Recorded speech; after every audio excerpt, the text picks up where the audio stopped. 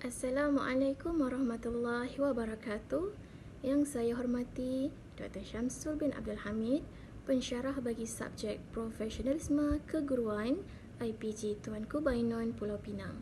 InsyaAllah pada hari ini, saya Nur Fatihah Asmiza binti Abdul Rahman bersama rakan pembentang saya, Nur Akilah binti Hamdan, akan membentangkan berkaitan isu-isu semasa berkaitan etika dan perundangan dalam pendidikan dari aspek Kod Etika Keguruan Malaysia, Tata Tertib Penjawat Awam dan Hak Asasi Manusia. Baik, sebelum kita menelusuri isu-isu berkaitan ini, mari saya jelaskan terlebih dahulu definisi etika dalam perguruan itu sendiri. Etika dalam perguruan bermaksud suatu sistem yang diatur sebagai panduan untuk diikuti oleh guru supaya guru saling menghormati, mempunyai kesantunan, kepedulian terhadap profesionnya serta boleh menguruskan kehidupan dengan baik. Asas etika perlu ada bagi seorang yang bergelar guru. Hal ini kerana guru dikawal oleh etika perguruan. Segala tindakan guru akan dilihat dan diperhatikan agar guru dapat menjaga kepentingan masyarakat yang berhubung dengan mereka supaya setiap tingkah laku adalah selari dengan adat kebiasaan dan tidak bertentangan dengan hak asasi umum. Baik, saya bawakan salah satu isu yang berlaku yang melibatkan pelanggaran Kod Etika Keguruan Malaysia, termasuklah menghukum pelajar tanpa usul periksa atau menghukum pelajar dengan merotan pelajar tersebut. Hukuman merotan pelajar pernah diberikan kuasanya kepada guru tetapi telah dilarang mulai tahun 1983 ketika Tan Sri Murad Muhammad Noor menjadi Ketua Penolong Pengarah Pelajaran Malaysia.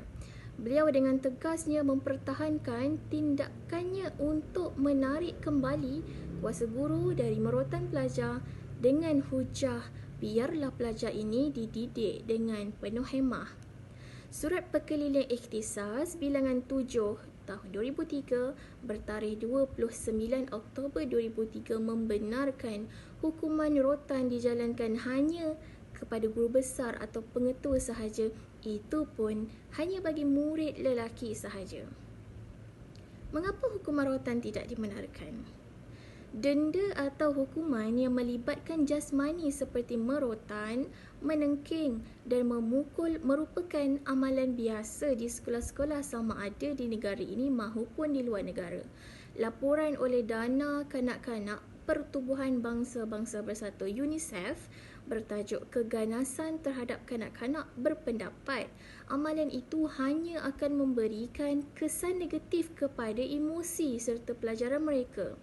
Laporan tersebut menyebut hukuman dalam bentuk fizikal sebenarnya tidak memberi kesan positif kepada pelajar tersebut. Malah lebih teruk lagi apabila mereka secara tidak langsung mula beranggapan bahawa keganasan boleh diterima pakai ketika berhadapan dengan masalah.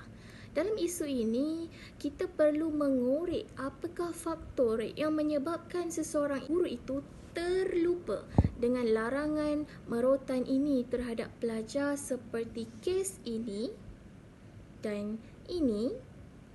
Antara faktor yang perlu diambil peduli oleh pihak pentadbir adalah berkenaan dengan tekanan bebanan tugas yang menyebabkan gangguan emosi kepada guru. Guru terbeban dengan pelbagai tugas seperti melakukan tugas perkeranian dan kadang-kadang bekerja lebih masa kerana perlu menyiapkan pelbagai laporan aktiviti. Bebanan ini seterusnya menyebabkan emosi dan kehendak dalaman guru tersebut tidak terjaga lantas gagal mengawal emosi mereka di hadapan para pelajar. Oleh itu, bagi membendung gangguan emosi guru ini, pihak yang sewajarnya perlu menyedarkan guru-guru agar menghayati ajaran agama dengan baik kerana hukuman rotan adalah hukuman yang terakhir dalam apa jua tindakan. Tambahan lagi, pihak pentadbir juga perlu memantapkan amalan nilai murni dan akhlak mulia dalam kalangan murid.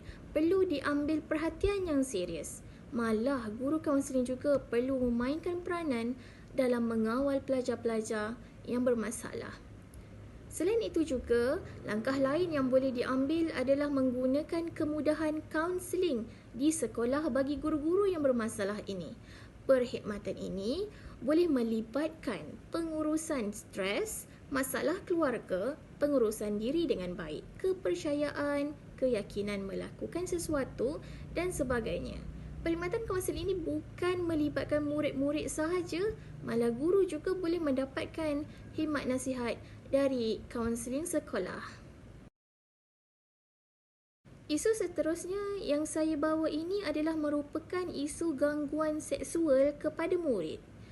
Kod Etika 1999 menakrifkan gangguan seksual ialah sebarang tingkah laku berunsur seksual yang tidak diingini dan memberi kesan sama ada secara lisan, isyarat, visual, psikologi atau fizikal. Gangguan seksual dibahagikan kepada dua bentuk, iaitu pertama, ugutan dan kedua, ancaman terhadap ketenteraman peribadi. Dalam konteks pendidikan, setiap guru harus memahami sepenuhnya peraturan kelakuan tata tertib 1993 dan telah pun dibuat pindaannya pada 2002. Antara jenis larangan yang ditegah sama sekali termasuklah gangguan seksual. Sekiranya seseorang penjawat awam didapati bersalah atas suatu kesalahan tata tertib, maka mereka boleh dikenakan tindakan seperti amaran, pelucutan hak emolumen, denda, turun pangkat, malah boleh dibuang kerja. Di sini saya kongsikan beberapa keratan akhbar kes-kes gangguan seksual yang berlaku di sekolah. Seperti yang saya senaraikan sebentar tadi, 5 kategori gangguan seksual termasuklah secara lisan, secara isyarat, secara visual, secara fizikal dan secara psikologi. Dengan seksual yang berlaku kepada murid semestinya meninggalkan kesan yang sangat mendalam. Antara kesan yang sering terjadi adalah menukar corak hidup pelajar menjadi seorang yang pendiam, kurang keyakinan diri dan kurang bergaul dengan rakan. Selain pelajar tersebut akan menanggung tekanan perasaan seperti takut, marah, murung, mudah tersinggung dan kurang motivasi dalam diri dan pembelajaran. Baik, pada pendapat saya, antara punca berlakunya gangguan seksual ini di sekolah adalah datang dari guru yang bermasalah itu sendiri. Apabila guru tersebut tidak bertanggungjawab dan kurang memahami etika perguruan serta kurangnya kesedaran nilai agama. Selain itu, pengaruh media massa juga menyumbang kepada punca berlakunya kes ini, terutama sekali apabila wujudnya aplikasi-aplikasi yang kurang kawalan terhadap kandungannya. Sememangnya banyak yang terkesan apabila berlakunya isu gangguan seksual, terutama sekali apabila kes ini berlaku di sekolah yang melibatkan para pelajar. Pertama, imej profesion perguruan itu sendiri akan tercalak dan memberi kesan kepada generasi akan datang yang tidak meminati bidang perguruan. Nama baik dan reputasi sekolah juga akan menurun dan tidak dianggap sebagai institusi yang berkualiti selain masyarakat tidak mempercayai kredibiliti dan integriti guru lagi. Justeru, beberapa langkah penyelesaian perlu diambil oleh pihak yang sewajarnya agar kes-kes gangguan seksual dapat dibendung. Antaranya adalah mengadakan kursus atau bengkel kesedaran kepada nilai-nilai tanggungjawab dalam diri para penjawat awam secara kerap lagi. Ini dapat meningkatkan motivasi guru dan integriti seorang guru untuk sentiasa patuh dengan peraturan-peraturan yang telah ditetapkan. Selain itu, pihak pentadbir perlu menguatkuasakan undang-undang yang melibatkan kes gangguan seksual dalam kalangan pendidik dengan lebih ketat lagi. Tidak kompromi bagi guru yang didapati bersalah melakukan kesalahan tersebut. Dan terakhir, lebih banyak lagi kempen kesedaran tentang gangguan seksual perlu diberikan kepada setiap lapisan masyarakat agar mereka sedar bahawa Isu gangguan seksual bukan isu ringan tetapi mesti diambil serius dan pelaku tidak harus dibiarkan begitu sahaja. Bismillahirrahmanirrahim. InsyaAllah kita akan sambung kepada hak asasi manusia.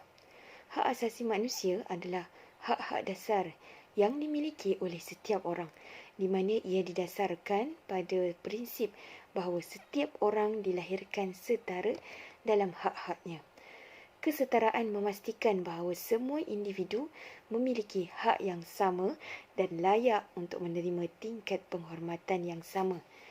Malaysia telah meratifikasi Konvensyen mengenai hak-hak kanak-kanak pada 17 Februari 1995 yang antara lain menggariskan mengenai hak pendidikan bagi kanak-kanak.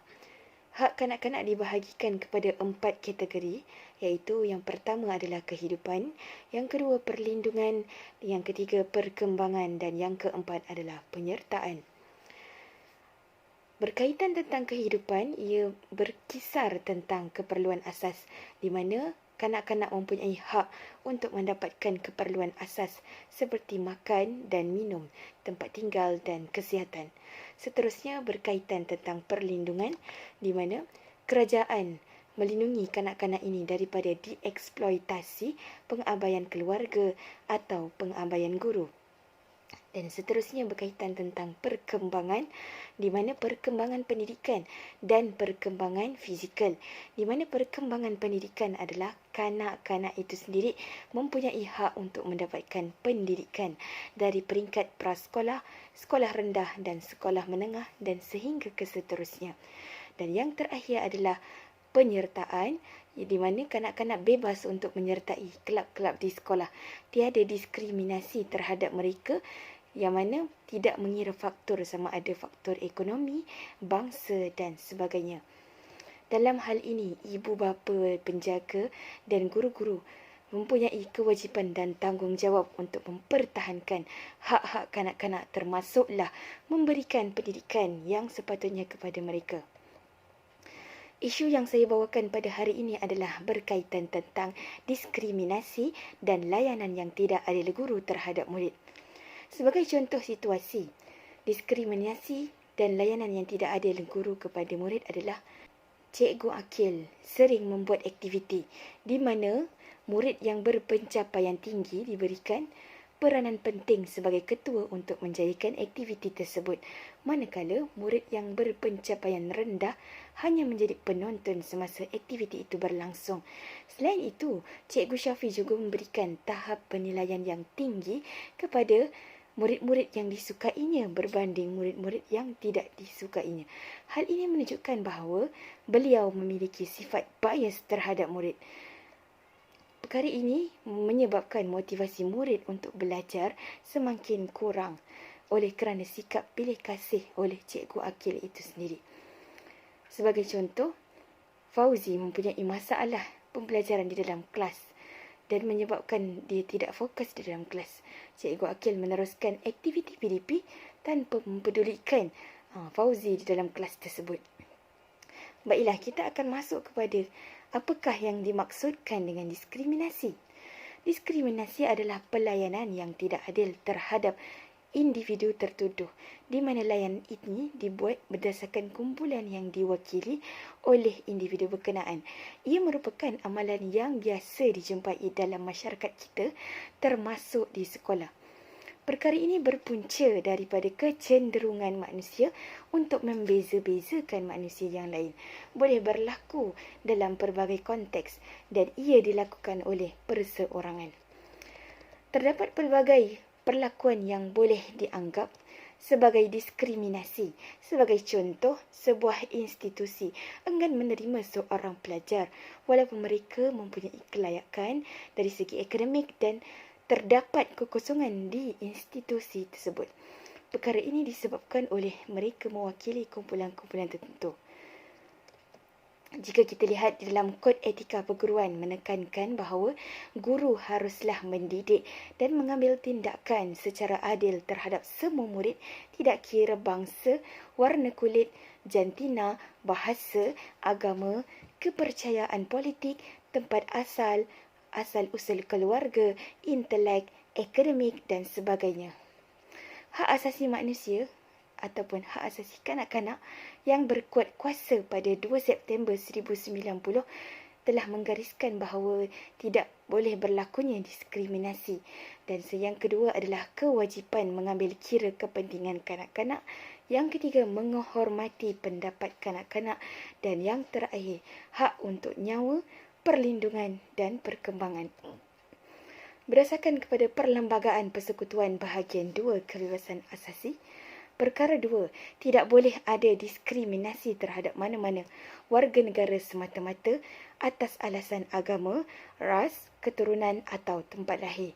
Perkara 3 pula menekankan berkenaan kepentingan terbaik setiap kanak-kanak harus menjadi pertimbangan utama dalam semua keputusan dan tindakan yang memberi kesan kepada kanak-kanak.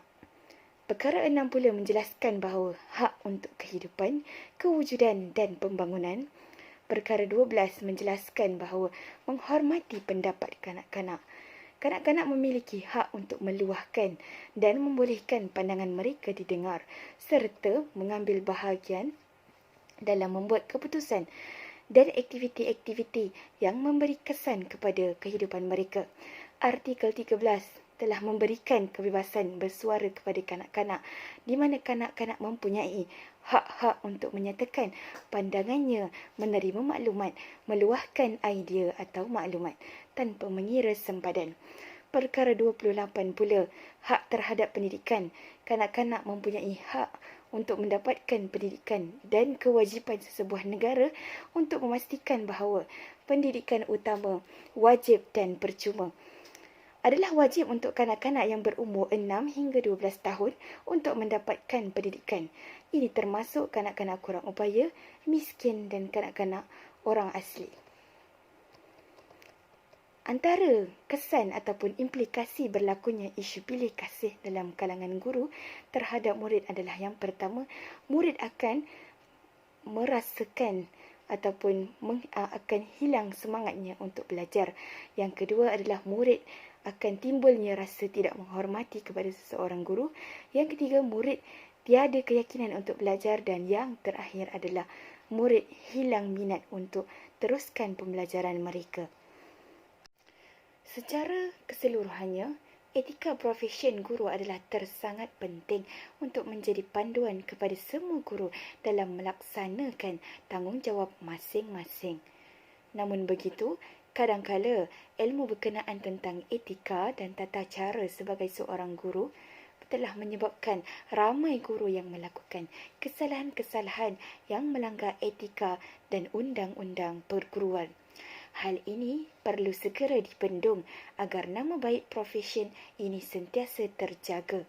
Sebagai kaki tangan awam, seorang guru perlu menunjukkan darjah profesional yang maksima di samping mengamalkan nilai-nilai positif agar mampu menjadi role model yang sebenar kepada anak-anak bangsa. Sekian, terima kasih.